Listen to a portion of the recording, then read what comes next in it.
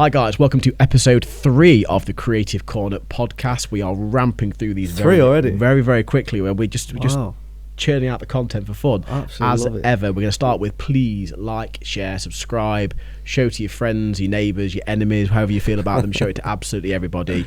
Your feedback, your comments help. Obviously, if we ask you to comment and drop us a DM for subject or anything you want to talk about, please do so. But basically, the more engagement you give us, the better it is, the more visibility we get, and the better people we can get on to talk about more and interesting things.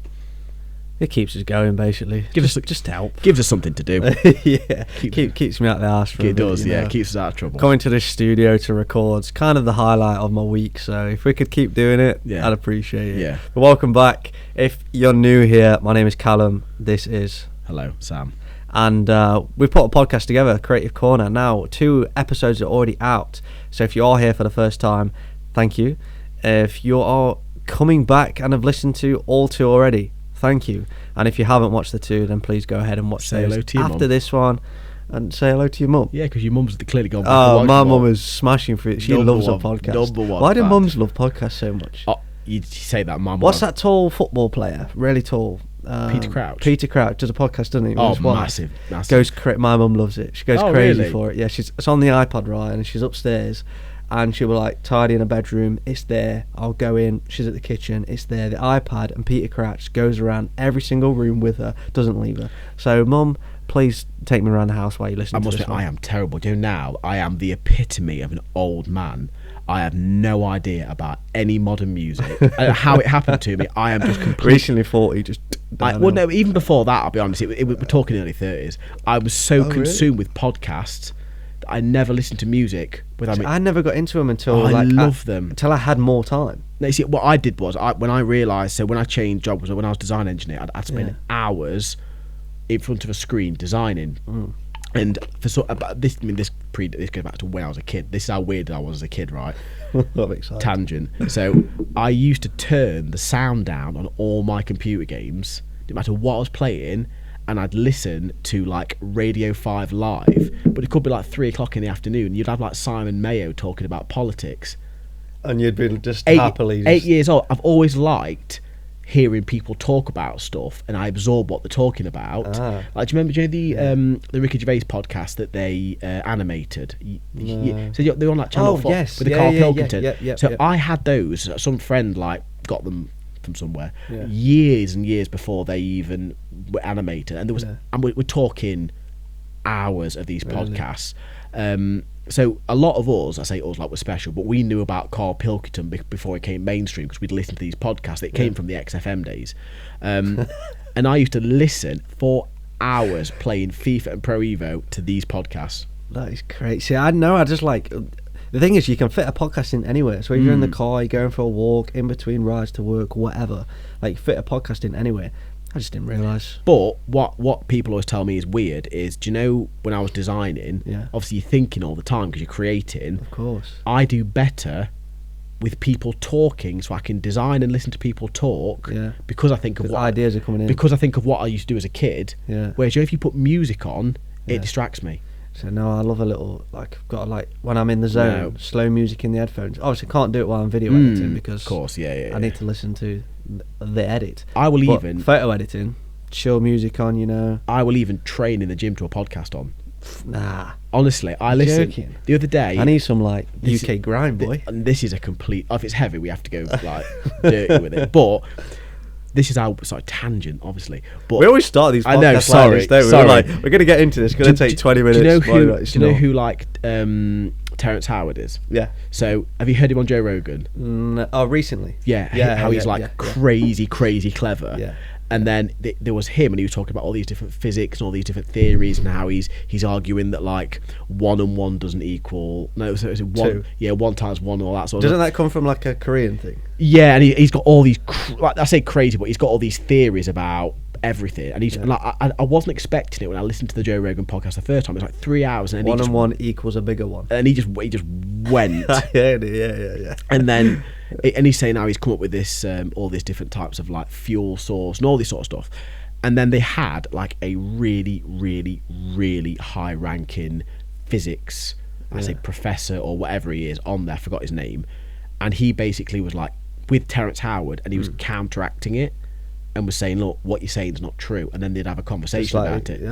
But it was so in depth, I did not have a single clue what they were talking about, yet I was in the gym listening to it because it helps me concentrate. That's like me reading Jordan Peterson. His words of his book is just in one ear. That is a compliment. That is a complicated statement. That is, you are dancing a fine line mentioning Jordan Peterson, my friend. Is this staying in? We'll get the algorithm. We'll get engagement.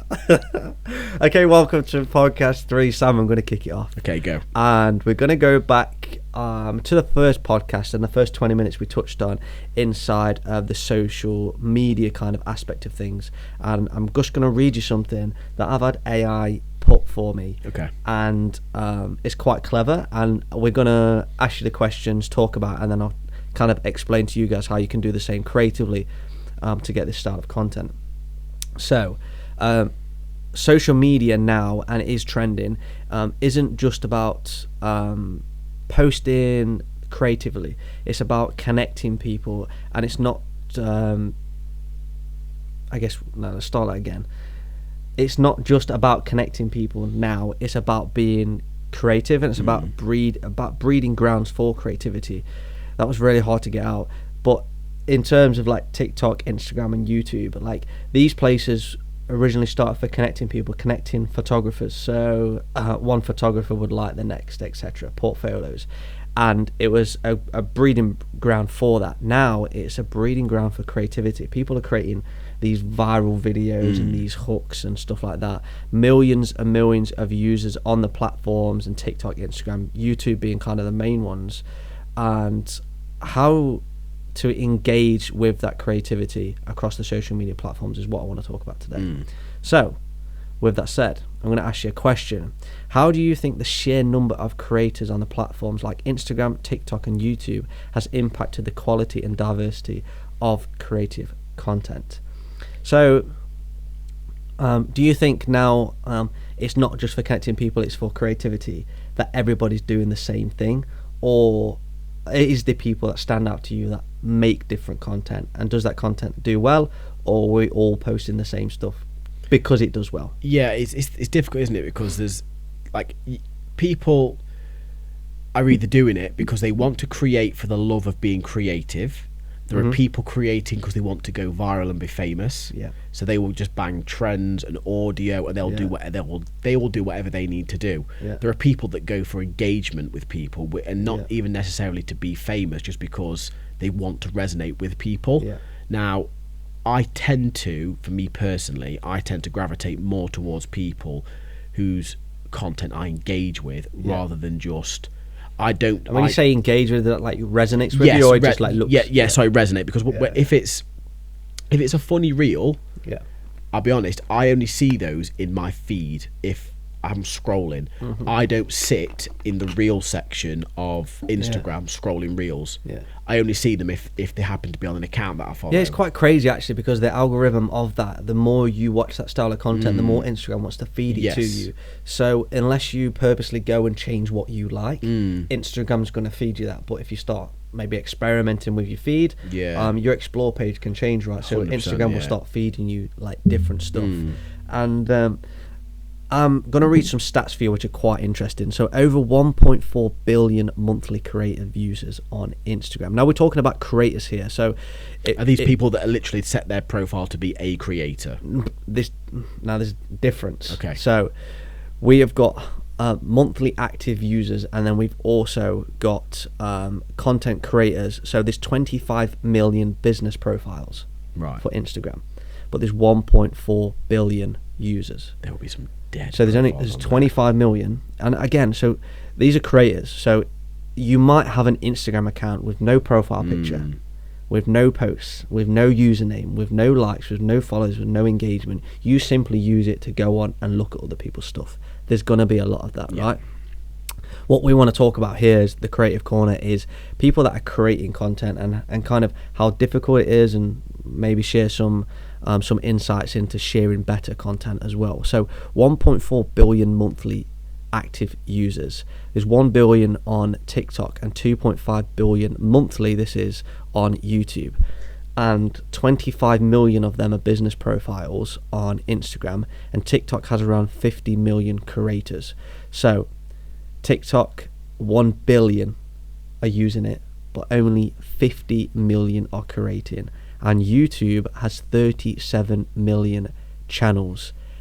37 million channels and over 2.5 billion monthly users. So when people say to me, it is hard to make this content. If you simply post content for long enough, you will be seen. Yeah, that's it's. And the thing is, it's easier said than done. And we've absolutely all, to make good content is hard, and this is what we'll teach you on this podcast. It is very.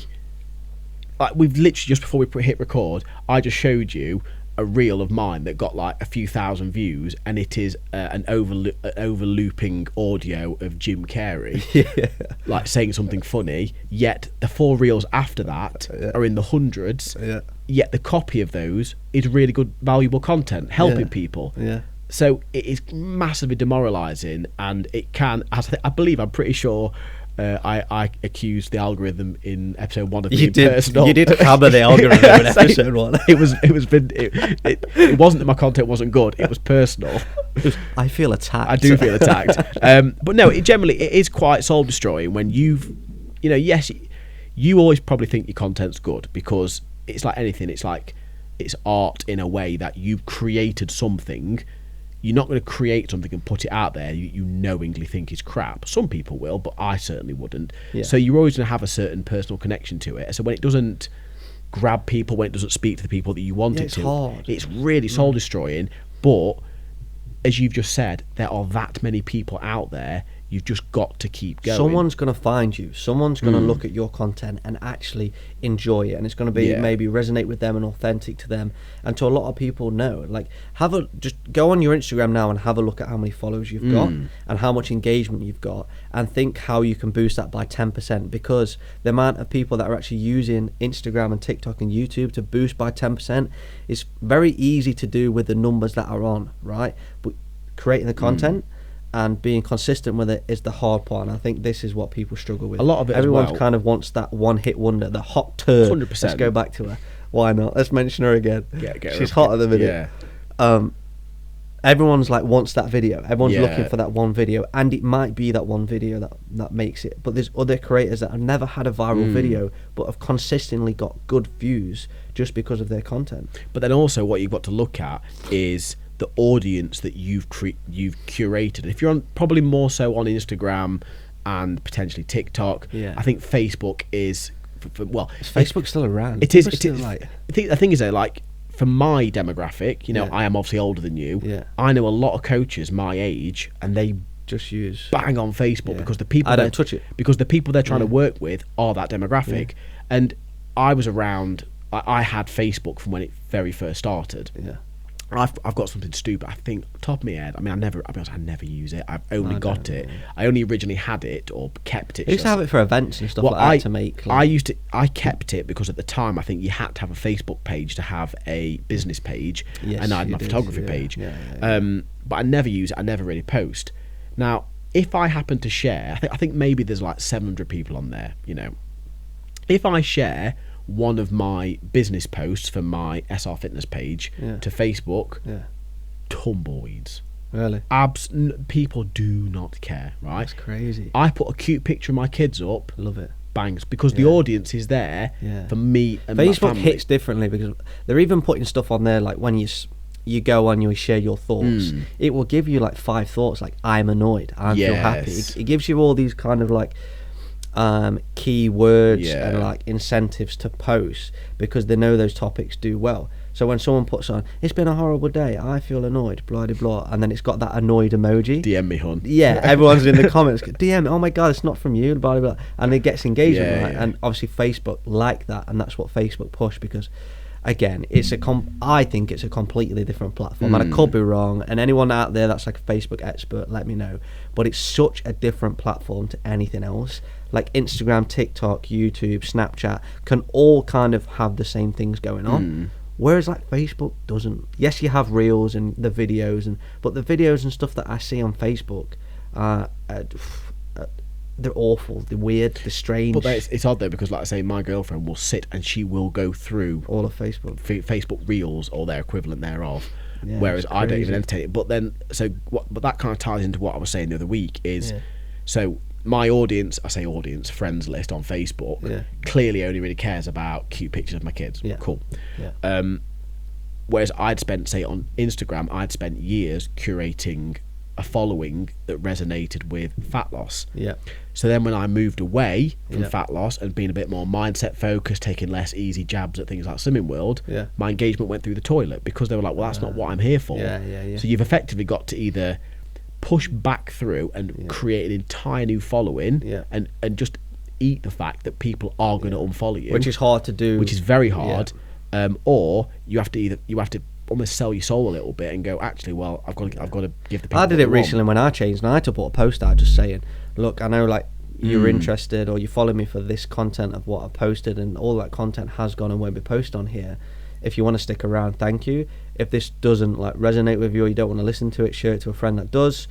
I'm trying to build a new platform here, and maybe I should have started a new account looking back on it, but with the algorithm changing now, as we've just spoke about on the last episode, the episode before, episode one, with it sharing it to non-followers, and it was going to followers first, and all these little changes, like, is there any point of creating these new accounts and stressing yourself out about running multiple or starting again, when it changes so much that in a week's time changing your whole Instagram might be the one thing that actually does make you kind of successful or get the following that you want and deserve and are looking for. Well, there was a post the other day that someone said, and it was like saying, oh, are you getting terrible engagement? And it was like, here's some things that you either can do or may have done. And what they're basically saying is, if the algorithm recognises that you've like paid for followers or you've done certain things like that, it will bomb you out. But sometimes they say like, and I thought this was a bit of a crazy thing. It was like, maybe your account's just dead, start again. Really? And you're like, wow. Like, imagine if you'd like, I think I've got something like, I've got like maybe 1,700 followers, but I started out with like 200 on a personal one. So that growth, a long time to grow. That growth might not be huge, but percentage wise, it's big. Massive, and it's taken me a while to get there. So if me just go, I'm gonna start again. It's crazy. But when then, you've grown 85% on a platform, so one of the guys that hopefully is coming in, he's done exactly that multiple times. So I think and I know him, and since I've known him since maybe 6-7 years, as he's launched different arms or sections of his business, he's launched a new social specifically aimed at that. Does that do well? He's getting business. He's getting business from it. And he went from, on one account, which was his like main coaching account, where he would do personal stuff like, he had like 30,000. Oh wow! But when he re-diversified, rather than thinking I'm just gonna monetize what's here, he's like, I'm gonna start again. And I think fair play to walk. Absolutely. If you enjoy building that and walk you've got away, the tools to do it, walk away from that many followers scares me. Yeah, it's a big deal. Yeah, I don't think I could sit here today confidently and say if I had that many followers looking at one style of content and I needed to change, I'd change 100%, and I'd keep the followers and try and monetize, even if I lost a percentage of them. That's what even if you lose a quarter of those followers, I'd still risk it for a biscuit. But fair play to him. I know, absolutely. But hopefully we can get him in and we can sort of get a little bit of a deeper dig of what the theory was behind doing that. Yeah. And I guess as well, like with so many creators and posting on. So again, you've dabbled in the old hot tour and these videos. I sold my soul. I'm okay with it.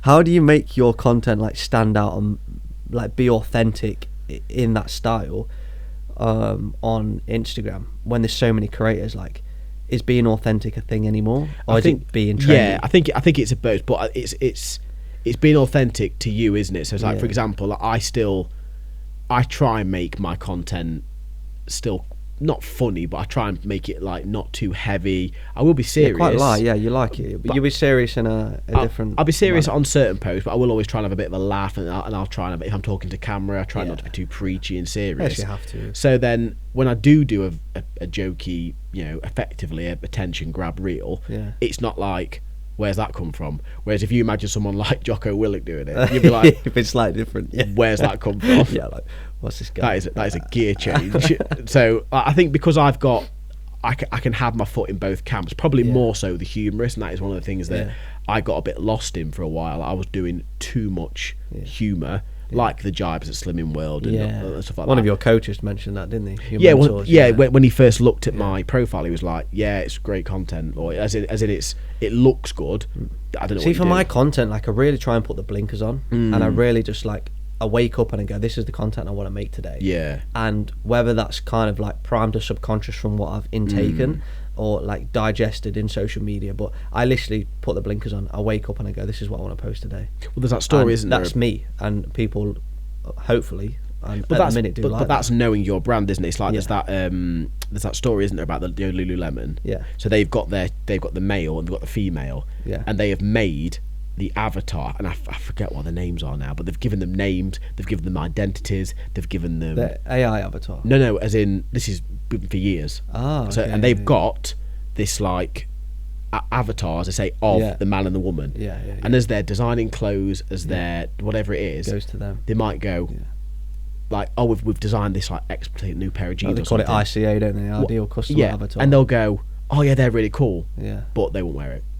So not going to make it. Not to make it. So just because it's cool, doesn't make it. it doesn't match them. Which is It's hard. Like they are the brand. It's like it's something like me going, oh, I have made a banging piece of content about getting stage lean. Yeah. What's the point? No. But how many so someone's gone famous for one video, and everybody or a lot more people have created content based on that video. So whether it's like a baseball swing and a miss and it hits you in the face, and then that's like it's called a visual hook. Yeah. So a lot of people are using all these visual hooks that people obviously create, and there's TikTok and Instagram accounts that just post visual hooks. So when one person goes viral, it doesn't stop there. A lot more people go viral from that video because they're creative with it, but it's not authentic. So they create that video and go viral and gain so many followers, then they post something about their day. You've lost. Yeah. Like you basically got on the train and jumped straight off. But see, that's the offset, isn't it? That's the people that are just posting the hooks and the funny videos. They effectively have got no message and no value. No, they just want engagement and views because and fair play, because if they get if they get the views, they get the algorithm going, cool, you're really popular, you can then monetize. It becomes a business for them in that respect. But if you're someone that's trying to sell a service or you as a person, you use those hooks to get them on, and then deliver. And I think that's what you can't get too lost with, just laugh, because then when you start talking about fat loss, everyone's like going. Yeah, so I try and, you mentioned it again, but I try and post on my stories a bit of my day, a bit of what's happening, a bit of what's going on, so people know me, but then my feed is kind of like my business, it's my collabs, it's my work, it's my portfolio, but people still know who I am, because if you look at my feed, I'm not actually on there a hell of a lot. Like a lot of it is just other people or my content and my portfolio and my work. There's only a couple of videos recently that is of me, so my last 10 posts, I'm actually not on there. When you look at my Instagram, you're like, who is this guy? You don't know him. But it's different though, isn't it? Because if you think about it, with you, realistically, people aren't investing, as much in you as they are for a coach. It's my skill. They're looking at you and going, I like what he can do. I like his product. I like his flow. I'll book him. Whereas me, there are a million online coaches out there. They've got to go, I actually like him as a person and his core values. So there's a lot more pressure to be visual and be seen. You need to be a friend to them. In fact, you need to be that person when they think, and you need to make sure that you never want to convince someone to lose weight, because that is terrible. When they decide, now is the time for me, you're the person they think of. And I've had it in the past where there's been people in my DMs for years chatting to me, asking me questions, and you think, oh, I'm building that relationship, I'm doing this, and then they suddenly post that they've signed up with a coach, and it's like, so what was that? Like, I get it. Like literally, you've just given me blue balls, haven't you, for like years? Just why not? And then you've literally gone with another coach. So like, what were we doing when we were chatting? Just, were you getting free advice? What was it? And it's the oddest thing. Enough to know not to go with you. But then you start thinking to yourself, right? Well, hang on then. So everything I've said in my message clearly didn't resonate, because when that person decided to go for coaching, they've gone with someone else. Yeah, they was obviously looking for something. 100%. So then you think to yourself, right? then you start looking introspectively, what can I do different Yeah. to get myself across better or clearer or show more value, basically. Yeah, and you have to do that. You have to adapt. You have to change, and you have to take those little bits as learning curves to implement into, well, I guess, your new content. Yeah, cool. I want you to pick the next kind of question or subject or talk about. I'm going to give you some options, right? We're heavily speaking on a lot of Instagram and TikTok, and kind of we will get into actually like creative tools, like what stuff you can use as well, different things that you can implement into your own social media to make it better, whether that's AI or whether that's just editing styles and softwares. It's what I do, so I can give you a kind of a lot of those tips. But we may even do what I think would be beneficial for people as well on the YouTube, especially just some like screen records of you editing as a flow, 100%, and people can see what you used, and then they can. Yeah, so we'll overlay stuff of me using DaVinci Resolve, and we'll go through whether that's color grading or whether that's sound design or whether that's just clipping videos or making it engaging in how we edit. And I like to edit in 3 parts, and mine starts with a hook, and then it starts with the transition, and then it ends with kind of a storyline, and it keeps people engaged. Yeah. So when I'm editing someone's video or a client work, it's those 3 key things that I like to implement. And again, we can touch on all of these as well. Episode 1, 2 and 3, again, if you haven't listened to them or watched them, go back and watch them, because we're very heavy on the creative insights of Instagram, TikTok, YouTube, and the conversations it's not necessarily how it actually works, or kind of like we're no behind the scenes people in TikTok, right? We're just people using the platforms and learning, and we're telling you what we know based on what we've done. But we're giving you all this information now, and then we're going to give you the tools. So if you actually stick around for all of the videos, especially the next 3 or 4, you're going to be pretty much good to go to start a new account up and hit some pretty heavy content straight away. You're going to have a really good understanding. If Callum's going to do some longer form stuff, showing how his workflow goes, I'll do some short form stuff of me opening the software, getting really pissed off and closing it. Just giving up. It's Sam's edit. Over it. Callum, absolutely fix that. Love it. Okay, I think we can squeeze one more in with the time we've got here. So we can go, what's your first viral TikTok video, or the video that's done the best? Using TikTok as like kind of the new creative playground. It's like everyone on TikTok is just playing with content. It's so playful, isn't it, TikTok? So we could talk about that. Or building an empire inside of like YouTube and how that works. I guess you haven't really been on YouTube too much, can you? Like this is my first thought. To be fair, I've had a few people reach out and say to me like, your minute long reels that you do talking to camera, you should sort of make them longer form content and get into the YouTube world. And I really appreciated it, but I was like, I just do not have the time to do that. Like I posted a lot of like on Instagram of it was about 3 minutes of me doing tips of how to edit different transitions and color grades. Didn't hit on Instagram at all, and loads of people fed back and was like, that's something for YouTube. So it kind of changes. And one last one to choose from is escaping the norm and how you use creativity to create a lifestyle. I think that's a really good one. Not to push you in that direction, because I said you could choose. See, I think personally, we save that for someone like Owen. Oh wow, yeah. Because that is his life. Wow. I think for me to say I use social media to define my lifestyle would be slightly disingenuous, because I use it as a business tool. I don't put everything personal on there. I'm not that guy. People always go, oh, you put everything on Instagram. I don't. Like, you think you see, but you don't. Everybody go, I know you. Exactly. You 100%. Really like you never see my kids on Instagram, for example. No. And obviously I with them all the time. And if you post a story of them, it's from the back of a playground with a shoe on. Yeah. So you don't see me going out for meals with my partner. You don't see me like doing like. No, and I guess as a brand and stuff, you don't want that. Of course. If you was a bit more personal and wanted people to buy into you and your life, then maybe. But like I say, and then obviously where I work as well, I do a lot of their social media stuff as well. But again, that's work based. So I think for me to say I identify my lifestyle through social media or use it, it would be disingenuous. Where someone like Owen is brilliant. Yeah, And amazing. He will literally go into the wilderness and he'll document it and he'll make it into basically a movie.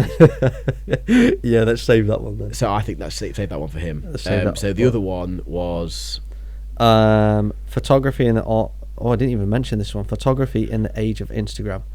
So from a hobby to a career, Instagram has kind of created an industry for photographers and videographers. Yeah, I mean, I think Instagram's changed anyway. Yeah. It used to be photography. It's not photography anymore. No, it's reels. But aren't they going back to photos? They're trying to, but then it's like TikTok are trying to go long form. Yes. And then if you're like 4K on and Rec 709 on YouTube, like more broadcast, they're going to push that because YouTube has shown that more people are watching YouTube on TVs now, not laptops and phones. Right. So if you post in actually 4K Rec 709, you're a broadcast kind of look to your art. You've got to start, yeah. They're gonna start pushing you more because people are watching it. But aren't TikTok doing a photo element to their app as well? I know you can do photos. Yeah, they're trying to, aren't they? They've got like the For You, and it's basically just reels. But they've actually got carousels in there now where you can post photos and have a carousel. I mean, they're all they do the same thing, yeah. don't they? But I think with regards to photography and Instagram, we did touch quite a lot on that in the last episode where we were talking about basically people. So if that's something that you're interested in, go back. People can effectively have a camera in the phone, in the pocket, that can just do better what you can do with a fancy camera. If it just comes down to composition and absolutely, an eye basically. Which one are you choosing? Oh, we just covered a little bit of everyone and leave it there. See, I still want to dig deep into.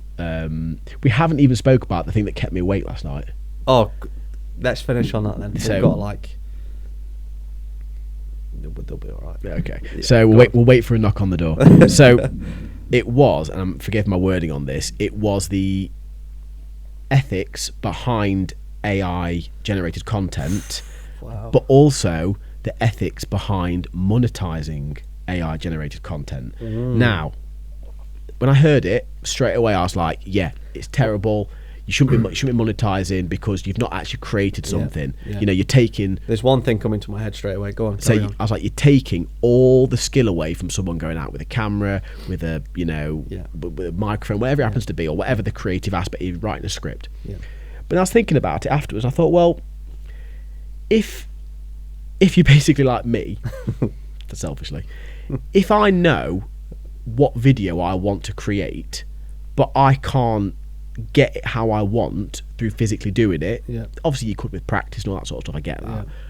But if you can create the prompt that generates a close video, and then you can refine the prompt and refine the prompt and refine the prompt, you are creating something effectively. Of course. If you're directing a film, you might not be getting the footage, but you're creating the vision by what's in your head. Absolutely. And you're tweaking the footage. So it's a bit of you're a shortcut because you, from a videographer's point of view, you are going, I'll do what you do, but I'm going to take a shortcut to it. Yeah. But you are still taking nothing and turn it into something. By the ideas that's in your head, you are creating content. Yeah, so there's two things that, again, you've pretty much nailed it there, Sam, to be honest, but there's two things that stand for me, and one being like using these as tools. So you might have seen some kind of pattern here with us using ChatGPT to actually implement some kind of questions and hooks and stuff like that. And this is kind of, you'll slowly see this as a pattern coming up, but it's what we're going to push forward to you guys of how you can implement these and make content and etc. Right now we're giving you the basis of Instagram, TikTok, YouTube, and etc. We'll give you the tools later, although we are giving you quite a lot right now. But we still have to put a prompt in there. We're going to make this video now long form, and actually Opus Clip is going to put it into short forms for us. But once it's done that, we can then go in and we have to put our own style on it. We have to put our own colour on it. We have to do our own things to refine it, and maybe change the colour of the captions, anything kind of additional, whether that's split screen or whatever. So we can get so far with AI. Yeah. And we can use these as tools. So effectively we are still creating something. Which bottom line is we've still got to sit in front of a camera and create. Yes. Which is right now we are trading our time to give people entertainment or whatever you get out of these videos. But on the flip side of that, what I don't like about the AI generated content is when we see like an AI generated influencer that is fully AI. Yeah. So you are sat listening and watching me, actual me, but Or are we? or are we? Am I AI?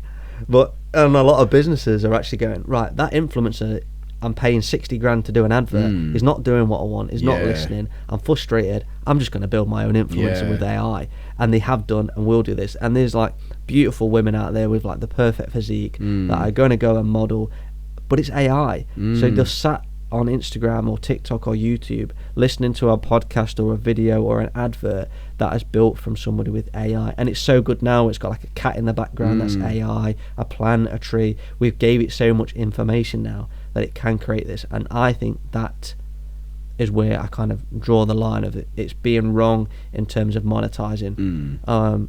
I guess you could say, well, we've created the clothing that's on the AI and we're just promoting our brand with a tool. Again, I get it. I think that comes down to disclosure, doesn't it? If you're disclosing that's what it is, but you get these, which is what Instagram are doing with the new tool. Yeah, you get these deep fake accounts where they are pretending to be a person. Yeah. You see, there's bots out there. Of course there is. I mean, you can literally buy a YouTube channel with 100 subscribers that are bots that interact, that you can start making money from. Yeah, and there was like only a few months ago, I saw a guy on, I think it was TikTok, and he was showing a deep fake Kanye rap algorithm. So he basically wrote a rap that he thought would be a similar flow and would sound like Kanye West, and then he did it into the microphone, and it was clearly just him. It's crazy. Pressed a button, and it literally just changed it as Kanye West. He had his tones, his inflections, and you would never have known it wasn't him. Yeah. So you could get people saying the most outlandish stuff, and it's not them. It's crazy.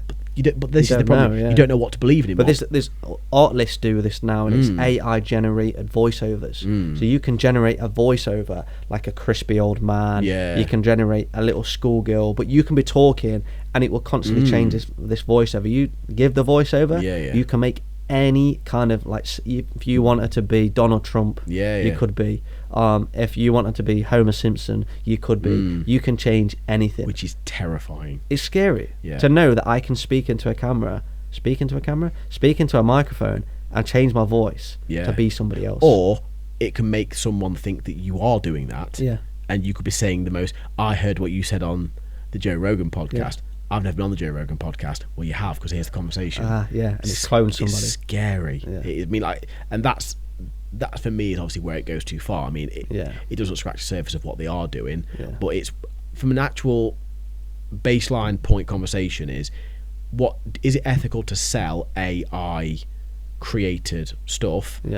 I think as long as you're involved in the creative process, I can understand why it would upset people.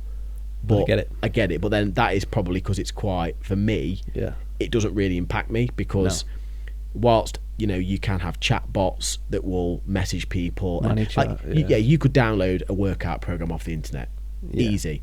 And like I said to you the other day, but it's that human connection of someone saying, how are you? And it can't replace that yet, and then it probably can. It probably can, but it's... But there's people like living with robots, of course, and robot girlfriends and all sorts. That's another conversation. Yeah, that's another conversation. But they're still going to have that. People are still going to want that human element of being, I hear you, I understand you. What you're feeling is not, is not unusual. Here's what we do to manage it. That is the human element, and they of course will get there. But just because you see those words on a screen, does it mean more because you're seeing the words, or do you need to actually know there's a human behind it? Making them. It's like anything, isn't it? And now you want to return your Amazon parcel, you're talking to a bot before 100%. A real person, and most of the time they nail it anyway. And how hard is it in every company to speak to an actual person? And I'm aware that makes me sound so old. It does, but you know, when, like, I just want to talk to someone that can resolve this. I was setting the new program up the other day, and I was having problems, and I didn't want to go through a chat bot. I just wanted to speak to a human being. And he goes, sorry, I didn't get that, can you repeat? Because I just want to know how to fix the problem. Did we answer your question? No, because I'm screaming. I'm biting my keyboard as we speak. So I think we're going to go too deep into AI if we keep going on that, Dan. And I think AI is going to be the mad topic of this. It will, because I think every person that we speak to, everyone's life, everyone's business now is around and implemented. Is being impacted, whether they know it or not. Yeah, which is crazy. 100%. 110%. Right, did we do it? Sam, we do it. I think we end it there. Episode 3 nailed. Loved it. Loved it. Thank you, guys. Thank you for listening. 3 episodes down. Wow. It's flying by. Can't wait for, obviously, many more to come and keep this very consistent with you guys as well. So thank you very much for listening and watching. Again, please like, subscribe, comment, and kind of let us know where you're listening from as well. Hopefully, fingers crossed, guest soon. Yes. If we can get the dates lined up, guest soon. Guest very soon. I think in the next couple of... I'm not going to give it away actually on this podcast, because by the time we get the guest on, it's probably going to record it by the time this is out. But if you do want live updates on that, then head over to our Instagram at the Creative Corner Official. But at the time of watching this, we'll have some content on it. We'll have some great content on there. Fingers crossed. Because we've got 21 clips lined up, like Opus clips, so shout out AI. Guys, thank you very much. Thank you. Cheers. See ya.